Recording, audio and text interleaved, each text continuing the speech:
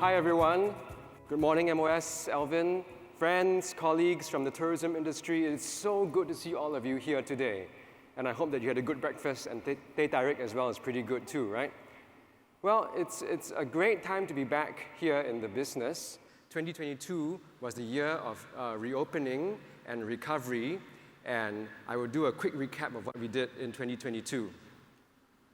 We saw the return of signature and large-scale MICE and leisure events, such as the Standard Chartered Singapore Trophy 2022, otherwise known as the time when the National Stadium resounded with the sound of "You Never Walk Alone," the clash between Liverpool and Crystal Palace.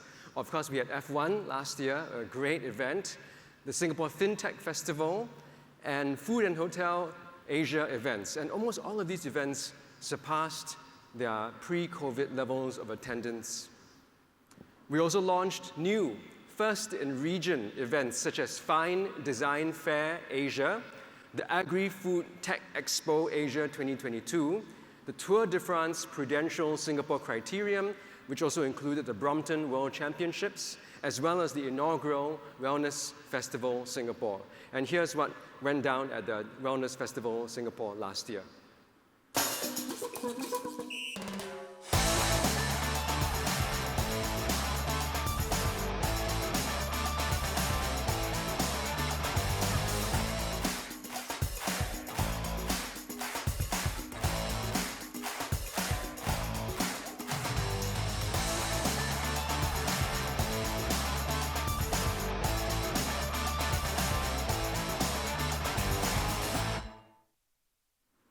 So that was to help us increase our wellness quotient.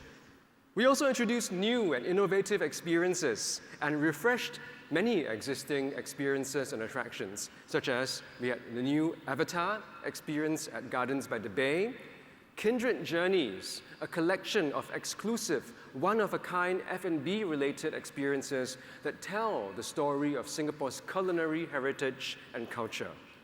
Central Beach Bazaar, which is an all-day beachside destination at Sentosa, which I like very much, as well as the upgraded Wings of Time show at Siloso Beach.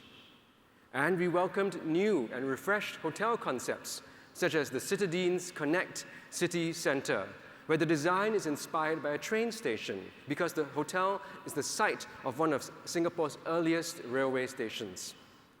We have Vibe Hotel Orchard, which is the first property of the brand outside Australia, as well as Pullman Orchard, where I'm told has various experiences, including the only beach club in Orchard Road. And I'm very happy to say that we have resumed fully our cruises from Singapore to ports of call around the region. We also scaled up our international recovery marketing campaign known as Singapore Reimagine across 18 markets. There are many examples, and one particular example I liked was what we did here in Southeast Asia with Unseen Singapore, in collaboration with National Geographic Creative Works, which invited well-known Southeast Asian photographers to reimagine Singapore through their lenses. Very beautifully done. In terms of partnerships, we have doubled down on this effort, and we have continued to work closely with a wide range of partners to amplify our global marketing efforts. This includes HBO Asia original series Food Affair with Mark Wiens, which kickstarted our 3-year partnership with Warner Brothers last year. The K-drama Little Women, together with South Korea's Studio Dragon, which I hope many of you have watched. I liked it very much. And of course, our collaborations with globally significant influencers like Billie Eilish, Charlie Puth, and Jackson Wang. And one particular favorite of mine, Herr Rau Reist. This is a series featuring the travels of a German celebrity chef, Tim Rau, around the world. Here's a quick look at a short clip from the series. Tim Raue im Tigerstaat Singapur. Weltmetropole und Stadt der Gegensätze. Essen ist in dieser Stadt der absolute Mittelpunkt, der alle Schichten zusammenbringt. Hier zwischen Streetfood und Haute Volée macht Tim Raue sich auf die Suche nach Inspiration für sein ganz eigenes Singapur-Viergang-Menü. Es ist Wahnsinn, was Lebensmittel mit einem machen können, wenn man sich einen Moment nimmt. Herr Raue reist. Singapur. I got hungry watching that video, when I was in Germany a few weeks ago. Now, if 2022 was the year of reopening and recovery, then 2023 must mark the year we return to our pursuit of quality growth. Now, so far, we've already crossed 2.9 million visitors in the first quarter of 2023. Right? I'm very happy with that. Well done, everyone. And as MOS Alvin has said, we crossed the 1 million mark just a few days ago from the month of March. In fact, towards the end of March, just last week, I was checking every day our numbers, As of 26th of March, we were at 860,000 visitors. And I was wondering whether we would cross the 1 million mark. And we just did, and we confirmed that yesterday. So well done to the industry. I'm confident, thank you. I'm confident that we can sustain this momentum of recovery because of the global resumption of travel, including the reopening of mainland China, the increase in our flight connectivity and capacity to all points around the world with the full reopening of Changi Airport later this year, and a full return to normal life in Singapore and elsewhere around the world. But to secure the future of tourism, we need to do more. And we need to focus on at least 3 R's that I will speak about next. Redefining our destination, reconnecting with our fans, and reimagining the industry. And all this we need to do together with you, the tourism industry. Let me touch on the first R, redefining our destination. If we are serious about quality tourism, then we must continue to anchor high-quality concepts, first of their kind, first in Asia concepts, and to continually refresh and rejuvenate existing products. This is so that Singapore can have a portfolio of high-quality attractions, hotels, events, tour experiences, and other offerings that differentiate us from our competitors. Beyond the opening of Sentosa Sensory-Scape and Bird Paradise, which MOS has spoken about, as well as the year-round home porting of the Disney cruise ship, which I know many of you are very excited about, right? We will continue to develop world-class attractions. We just reopened the Peranakan Museum, one of my favorites in Singapore, after a 4-year break. We will soon welcome a new Palm Avenue Float Club concept in Dempsey. Now, this is an attraction known for their water-based flotation techniques, and this space will continue to boost our efforts at becoming an urban wellness haven. In the years ahead, I look forward to the new Science Center at Jurong Lake District, and also NS Square at Marina Bay, and the fresh possibilities that the Sentosa Brani Master Plan will provide for us. Now, on hotels, one trend that we have observed is that hotels are increasingly becoming attractions and destinations by themselves. I don't know about you, but when I was growing up, my parents, when we go on holiday, they say, hotel, we just go there to spend the night, don't have to spend too much money on the hotel, just keep it simple. But I don't think that's the case anymore. Many travelers will go for a particular hotel, a particular concept. Over the next 2 years, several new hotels will open, which I believe have great potential to become destination hotels, including the Pan-Pacific Orchard, the Mondrian Singapore Duxton, the Singapore Edition, and of course the Raffles Villas at Sentosa. Now, we have a robust pipeline of distinctive lifestyle events and experiences this year, and that has already started with Art SG earlier this year, Southeast Asia's largest art fair and the biggest art fair opening in the Asia Pacific in a decade. It welcomed over 42,000 visitors, and I loved the wide range of art that was on display there. Just recently, we also hosted SneakerCon Southeast Asia, which made its debut in Southeast Asia in Singapore. Soon, we will have Live Golf at Sentosa, which will bring the world's best golfers to Singapore, and the world's 50 Best Bars 2023, the first time this event is being held outside Europe. Now, turning to MICE, we have also intensified our efforts at attracting best-in-class MICE and business events. Just 2 weeks ago, we hosted the inaugural China's Machinery and Electronics Show. That is important for us because it gave an avenue for Chinese businesses, which have been starved for international exposure over the last few years, great exposure here in Singapore, reaching out to the rest of the world. We look forward to the launch of the Caixin New Vision Forum, Vin Expo, and Silmo Singapore later this year, all in different areas of businesses.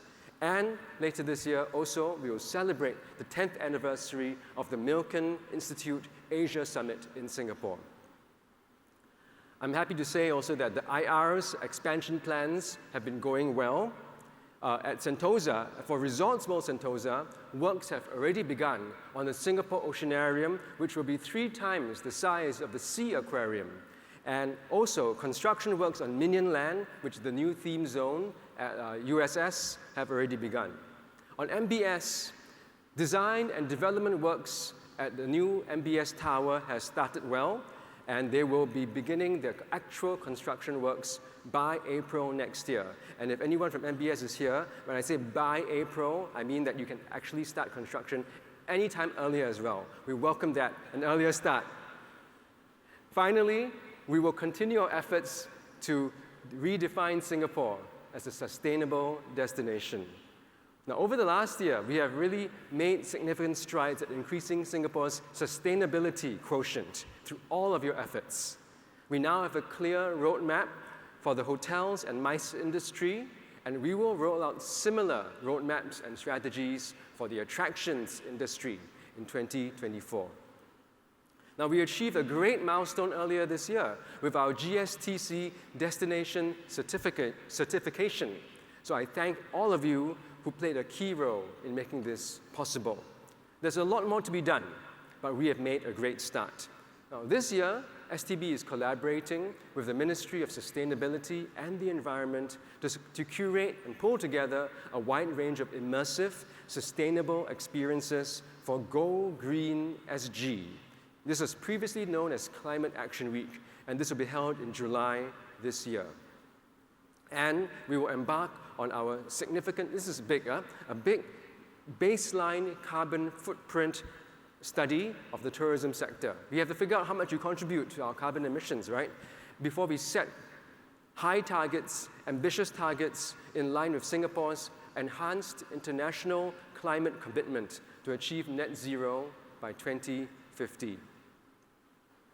Now, the second R is about reconnecting with our fans. And this is where you also must play a big part. To capture market share and to build mind share amongst future travelers, we need to amplify our marketing efforts through a global network of strategic partners and review as well. Now, in 2016, many of you will recall, we launched our marketing strategy to focus on stories, fans, and delivery. We have refreshed these 3 pillars to drive our marketing plans for the next few years. And later on, Chi-Pei, who is our ACE for marketing, will delve deeper into them at our plenary session. But let me give a quick overview. First pillar is story, which is to create impactful content about what Singapore offers. Now, later this year, we will launch a refreshed brand campaign focusing on Passion Made Possible. Now, don't get me wrong, we are not abandoning or leaving the Passion Made Possible tagline. It is a brand that has worked really well for us, and I believe it continues to have legs for the years ahead. But we are refreshing the brand campaign around it, and we will seek to inspire travel to Singapore by showing how we turn ordinary moments of a person's life into extraordinary experiences here in Singapore. Now, to sharpen our international marketing efforts, we will focus on 6 key competitive positionings for Singapore. The world's best MICE city, where we want to be a leading MICE destination. Culinary capital, a top culinary destination. Family playground, an ideal family-friendly destination. Twice the fun, a city which is vibrant and exciting, that maximizes all opportunities and spaces and hours to create fun experiences. A city that connects where we are known as a multicultural hub that is well connected to the region, both culturally as well as by transport links. And a city where you can travel well, where you can enhance your wellness, a sustainable city as well. I encourage all of you to think hard about these 6 key positionings. Many of you and many people around the industry come up to us and suggest that we should do this, we should market that, we should brand this, market that. There's a lot of possibilities. We cannot do 200 marketing campaigns a year. That simply is spreading our resources too widely. And we believe that focusing our marketing and promotional efforts around these 6 key brand positionings will help us reach our target segments far more effectively than having 200 to 300 marketing campaigns across the year, which I was told was the case in the past. So this will help us to become a lot more focused, a lot more sharp, and I need you to help us with this as well, so that we can tell a great Singapore story together. The second pillar is fans. And this one we can do a lot more work on as well. Who are the fans? Who are the potential visitors to Singapore? And how can we appeal to them and reach out to them more effectively? You all know that the days of putting ads in papers and putting ads on TV and media are increasingly over. We need to experiment with a lot more ways to reach out to them. And later on, Chipe will share more about how we are using data to engage them more effectively. The third pillar is delivery, where we will invest in new channels and explore innovative pilots in order to, in line with shifting consumption habits of our consumers and travelers. As MOS Alvin has mentioned, we will be investing in branded entertainment projects with the $10 million Singapore On-Screen Fund, together with IMDA. This is the first time both of our agencies have come together to jointly co-share and kickstart a fund to inspire travel and to support local media talent. We will also launch a series of pilots to engage new audiences in virtual environments. These are all pilots. I emphasize the word pilots because this is all new to us as well, and I'm sure new to you too. So we need to see what sticks and what doesn't stick too. One example is our Tencent Super QQ Show pilot, where we will build a Singapore-themed environment which will feature iconic landmarks, but also provide a platform for us to engage with younger Chinese audiences. To support innovative marketing plans from you, so we need to give you ideas, but we need to also see good ideas from you, we launched the Singapore Reimagine Marketing Program, the SMP, last year. We received 83 submissions, and we have awarded 10 campaign proposals to 7 tourism companies that demonstrated fresh, bold, and creative ideas targeting key source markets like China, India, and Australia to inspire travel to Singapore. And so you can look out for more interesting campaigns and activations across the year from our partners and from our team here in STB, both here in Singapore and also overseas. To encourage you to come up with more innovative destination marketing, STB's Marketing College will provide targeted marketing webinars and master classes to all of you as part of the Singapore Reimagine Marketing program. Our first masterclass is scheduled to begin later this month, and interested stakeholders can visit the STB Marketing College website for more information. Partnerships will continue to be a key enabler for us to reach our fans and visitors. STB cannot do this alone.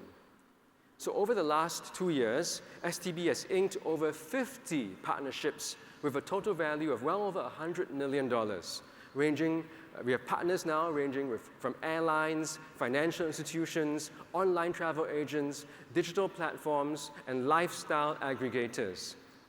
STB, I literally just signed a memorandum of cooperation last night with Klook to catalyze innovative destination marketing, to drive inbound travel, enhance destination attractiveness, and facilitate data sharing and collaboration.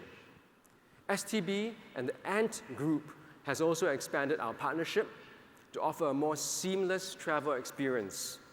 6 Foreign mobile wallets are now accepted in Singapore wherever you see the word Alipay Plus.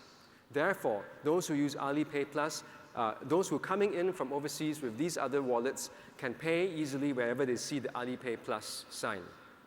In the US, STB has collaborated with Snap to test the use of their augmented reality technology in a tourism context and to enhance storytelling and the discoverability of our local shops and businesses. We are now also working with the AR core and partner innovation teams at Google to develop a proof of concept around using an AR tour guide for destination exploration. Imagine a 3D Merli taking visitors through iconic landmarks and hidden gems in Singapore.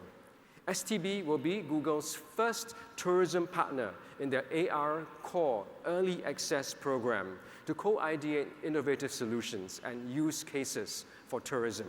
And we will share, there will be more details of this shared at the Google I/O conference on the 10th of May.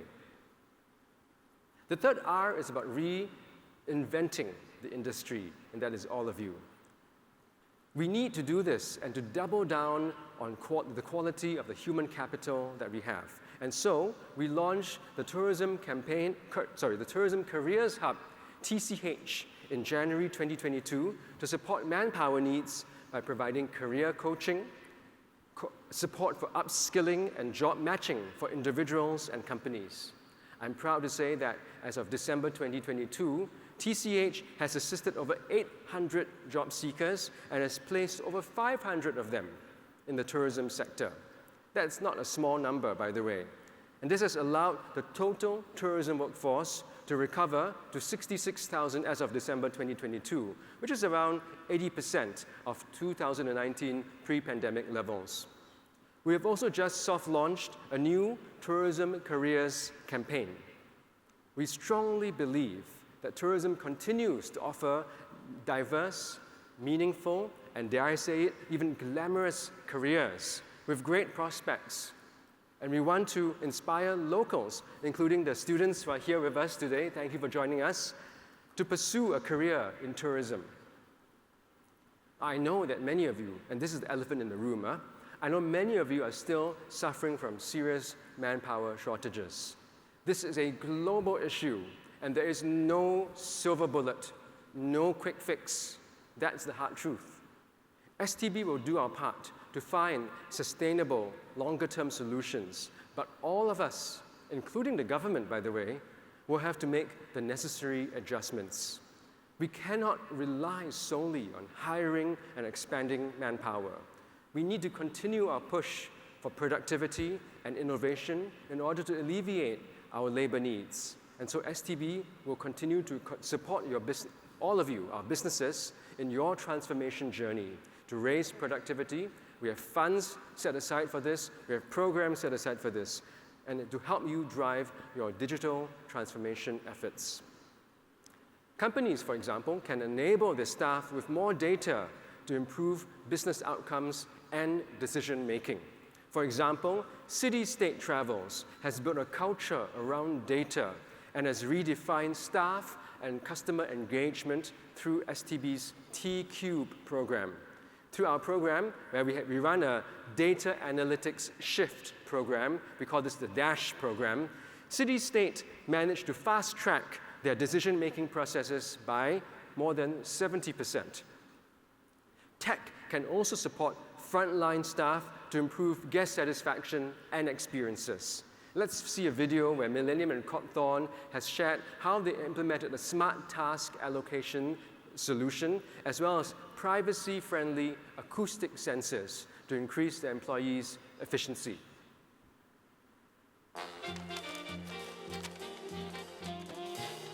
With more guests returning to our hotels, we wanted to keep up with the changing demand and elevating the experiences. Hence, we've turned to T-Cube to embark on pilots together with Singapore Tourism Board. T-Cube helped us to take the first step in digital transformation by introducing us to suitable tech partners whom we can work to meet our business needs. In the past, our staff relied on their own judgment to determine whether guests needed attention, which led to variations in our quality of service. Working with tech startup Vical, we implemented a smart task allocation solution where we get notified on guests requiring assistance in real time through the use of wristbands. With this efficiency in attending to guests, staff can attend to other tasks, allowing us to do more with less. This has allowed us to attain 70% reduction in service-related complaints, 20% more revenue through personalized products and services offered to guests. We also piloted the use of acoustic smart sensors. Through privacy-friendly sound analysis, the artificial intelligence picks up on emotions and alerts our staff, so they can provide real-time service recovery. The adoption of smart technology enables us to reimagine the way we do things, bringing our service standards to the next level. The efforts have also helped drive the digital transformation of our company, where we saw an increase in our Tourism Transformation Index score in 2022. Our transformation wouldn't have been possible without T-Cube's support. There are so many programs and initiatives under T-Cube that you can tap on to transform your business. If you are looking to pilot innovative solutions and validate your business returns of investments, I highly recommend you to find out more about what T-Cube can offer. So companies, that's great, huh? And I think there are some of the representatives from those companies here. Thank you very much. Companies like City State Travel and MCIL have benefited from digital transformation to drive positive outcomes for their businesses. I strongly encourage companies here to assess your digital maturity efforts through the use of the Tourism Transformation Index, TXI, which was mentioned earlier in the video. Now, if you don't know what TXI is, please come and see me or see Ming Fai, our STB Chief Technology Officer, right? This is a tool that's meant to help you assess your digital transformation journey and to identify the gaps so that you know where you can invest your time and effort to raise the digital maturity of your businesses and in time to improve business outcomes for yourselves. Okay? Now, to help attraction sector, so you saw a tour operator, you saw the hotel there. Now we turn to attractions. To help attractions kickstart and push ahead with your digital transformation efforts, we will launch the Attractions Tech Roadmap in the second quarter of this year. This is a step-by-step guide that makes it easier for attractions to digitize and transform their key business functions, such as customer service, sales, and marketing. So for the attractions players here, please look out for that and see how you can benefit from that as well, and through our TCube program. So I've talked about 3 R's so far, right? That focus on our destination, that focus on our fans, and focus on our industry. Now, let me now talk a little bit more in the last section of my remarks to thinking a little bit more about the future. And I want to do so by inviting all of us to think about how we can reposition and rethink the meaning of quality tourism. In 2013, STB launched our quality tourism strategy, which focus on driving higher yield from the visitors who come to Singapore, as well as to build productive and innovative companies that create good jobs for Singaporeans. This strategy has served us well, and we are not abandoning it. It remains very important to us, and it has helped Singapore to move up the value chain of tourism, which is logical for us, because Singapore can never be a low-cost destination for tourism.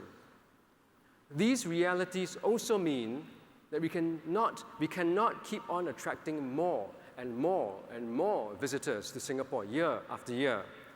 We face land and manpower constraints, and soon we will also face carbon constraints. These are hard truths, but these hard truths should never force us to scale down our ambitions, because that would hurt the tourism sector here, and it would hurt Singapore's standing as a global city. So I invite all of you in the tourism sector to think hard about how we can continue to amplify and step up our sector's contributions to Singapore's long-term relevance, our long-term success. Let me suggest 2 ways for us to do so. First, how can tourism strengthen Singapore's position as the leading global city at the heart of Asia? And second, how can tourism support a steady flow of investments and reinvestments into the lifestyle infrastructure of Singapore? So the first lens I invite you to think about is the lens of connectivity.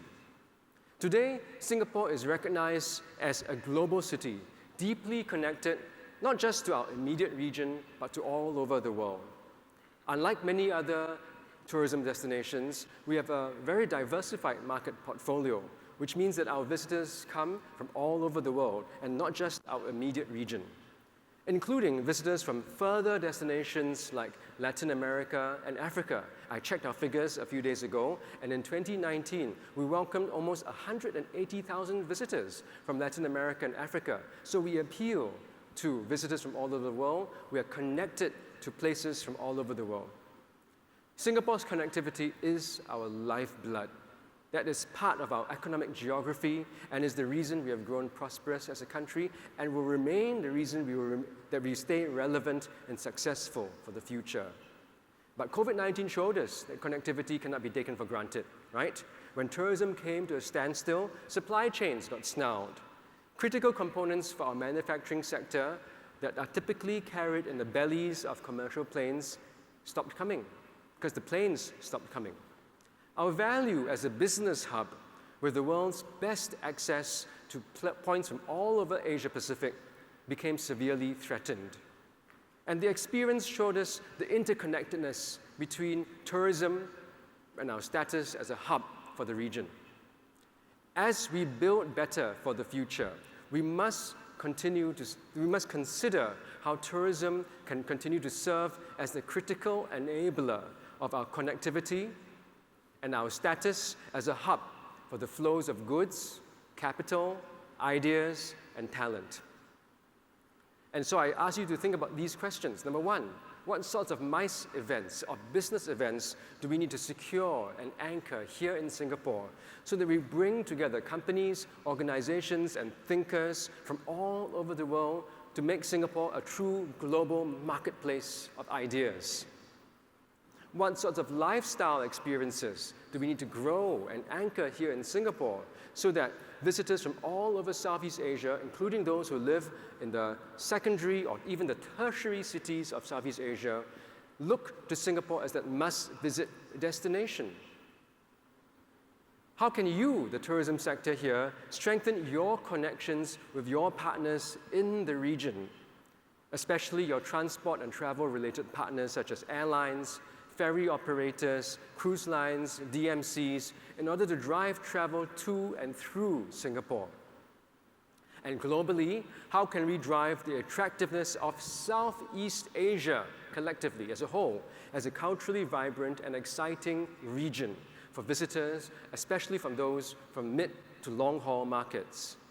And I say this because if Southeast Asia's tourism prospects stagnate, then it will become much harder for Singapore to sustain our connectivity to the rest of the world as well.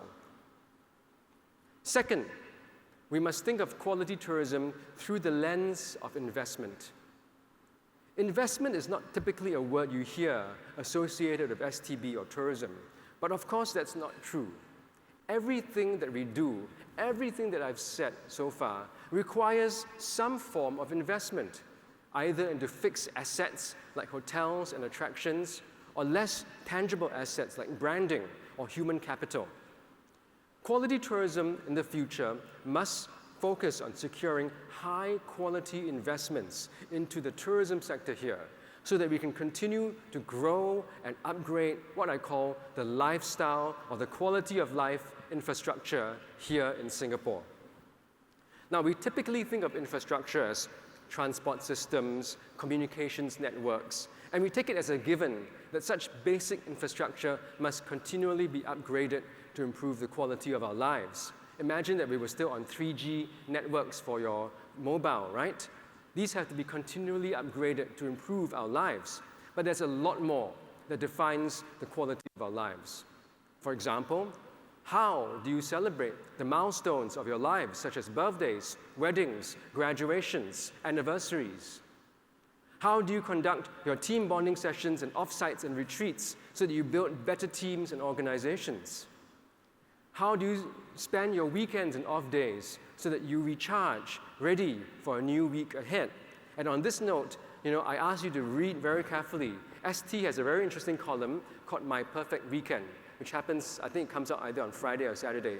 I read it every week, I pay attention to it, and I ask you to do so as well, because it is important for us to figure out what Singaporeans are saying about Singapore, how they're spending their time on the weekends, and whether or not we are appealing to them. It is us, the tourism sector, that provides the answers to these questions. Our work in building up the lifestyle, the quality of life infrastructure in Singapore is necessary for making Singapore a great place for visitors to come, differentiating us from our competitors, but it is also important for making Singapore a livable city and also a lovable one. The government will do our part, of course. Just look at what NParks has done over the years to intensify greenery and nature in our gardens and parks and to enhance recreational connectivity all over the island. But the government cannot do this alone.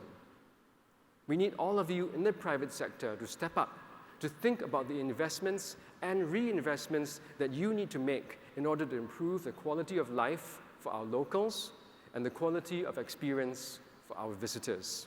Hence, earlier this year, MOS Alvin announced that we saw more than $2 billion of investments and reinvestments into the tourism sector in 2022. This is the first time we have compiled such a figure, and it wasn't easy. And I suspect because it was the first time we were doing it, it's also an underestimate of the true amount of investment into the tourism sector. But it is important for us to continue to signal to the world that Singapore as an investment destination remains high on people's minds. Investor confidence in Singapore remains high, and Singapore is a destination of choice for making high-quality investments into tourism and lifestyle infrastructure. And I need you all to continue helping us to spur the investments that is necessary for the future. So STB will continue to monitor our investment figures carefully, and I anticipate that we will see a steady flow of investments like this year after year. Now let me wrap up my comments. A few days ago, I asked some of my colleagues in STB for their thoughts on what Singapore could look like by the mid-2030s. Now, this is not too far away, right? It is actually well within many of our working lifetimes, but it's also not too nearby so that everything is predetermined. So I asked them for their views. One repeated theme that came up was seamlessness and convenience. One colleague described the future Singapore as a compact yet dynamic destination that packs a punch with its seamless integration of physical and digital spaces.